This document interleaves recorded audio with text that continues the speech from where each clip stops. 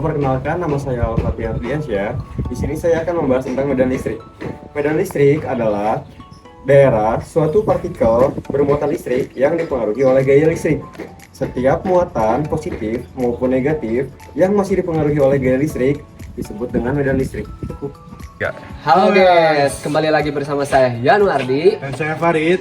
Sekarang kita akan mengunjungi eksperimen kedua tentang Medan listrik. langsung saja kita ke tempatnya. Let's go.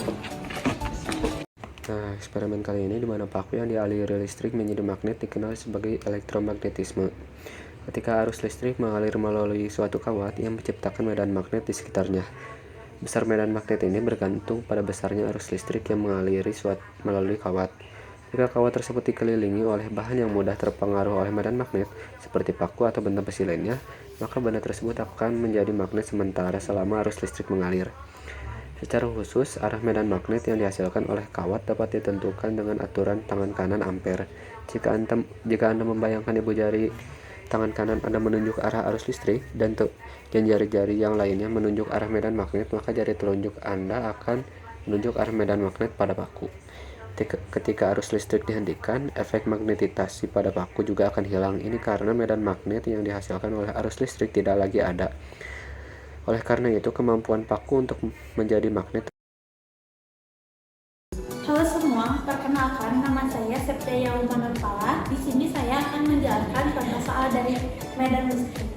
Soal yang pertama yaitu dua buah medan listrik masing-masing sebesar 10 nanocoulomb dan 20 nanocoulomb diletakkan berturut-turut di titik A, koordinat 1, 1, 3, dan B, koordinat 2, 1, 3. Jika kedua buah muatan ditempatkan di ruang hampa, tentukan gaya listrik yang terjadi pada Q1 yang ditempatkan di titik A.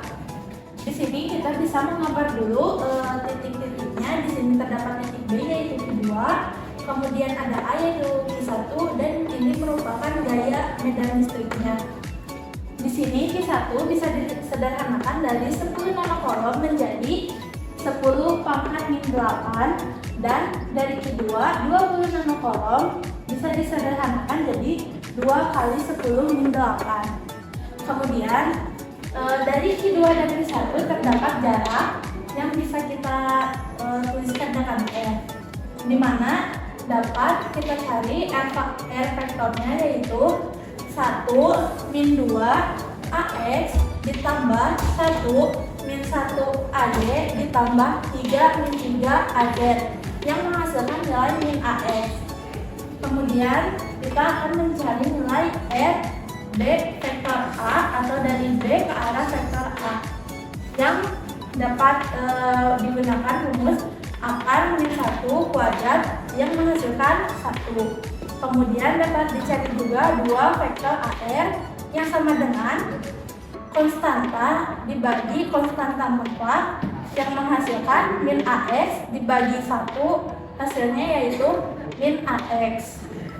Kemudian kita dapat mencari gaya listriknya yang dapat menggunakan rumus K dikali Q1 dikali Q2 per K kuadrat dikali AR, di mana K itu konstanta yaitu 9 kali 10 pangkat 9 dikali Q1 yaitu 10 pangkat min 8 dan dikali Q2 yaitu 2 dikali 10 min 8 dibagi min 1 kuadrat dikali min AX yang menghasilkan min 1,8 vektor AX mikrometer.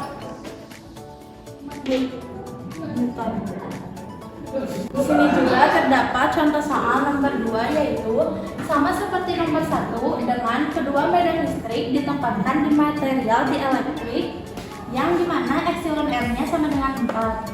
Di sini juga kita dapat menentukan gaya listriknya menggunakan rumus K dikali Q1 dikali Q2 dibagi K pangkat 2 dikali AR, di mana karena diminta dengan R dielektrik epsilon R sama dengan 4, maka kita harus menjabarkan nilai K dulu, yaitu 9 dikali 10 pangkat 9 dibagi epsilon R yang dimana epsilon R itu yaitu 4 yang menghasilkan 2,25 dikali 10 pangkat min 9. Kemudian kita ke sini.